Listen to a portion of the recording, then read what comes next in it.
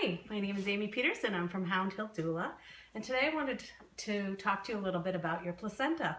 A lot of us don't think about our placentas when we're having our babies, and often we don't get a chance to even see it after we've delivered. So fair warning, if you don't want to see an actual human placenta, turn off the video at this point. But I did want to share it with you so that you have an opportunity to see where your baby lived for 9 months. So I've got a beautiful placenta in my home today for encapsulation. And first I'm going to show you what it looks like in your uterus. And so, this is the amniotic sac where my hand is in, and this is the part of the placenta that your baby is inside.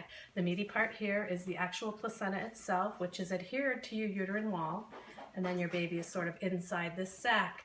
And this hole that I'm putting my hand through to gain entrance to the sac is where this mama's bag ruptured when she was in labor or delivering her baby.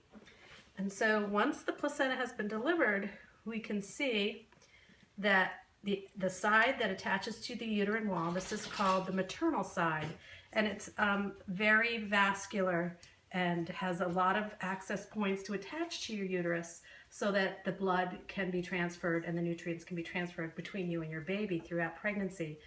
And it grows larger during pregnancy.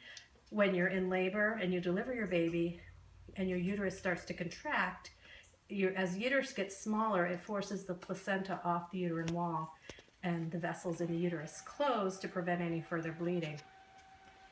So once I'm turning, as you can see, the amniotic sac inside out so that we can see the inside of the placenta. This would be your baby's view of your placenta, and this is what many of you will recognize as the tree of life.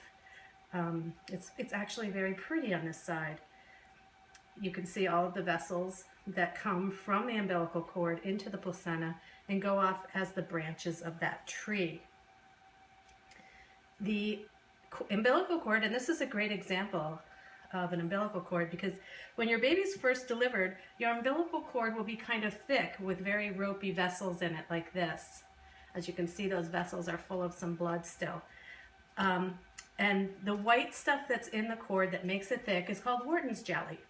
And Wharton's jelly is a great thing because when your umbilical cord is exposed to room temperature, it actually reverse melts. So it melts as it cools off and closes down the umbilical cord naturally by deflating it.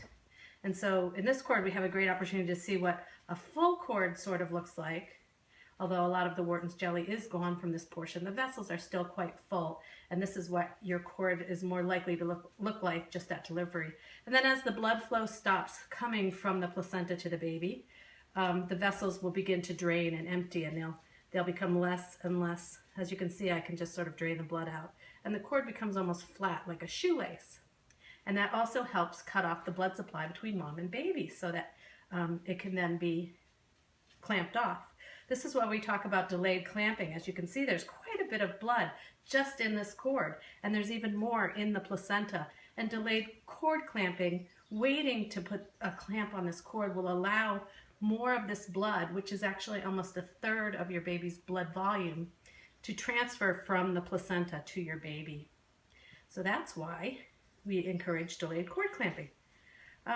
Thank you for watching. I just wanted to share with you my enthusiasm for beautiful placentas. I hope you enjoyed it, and I hope you learned something. Thanks.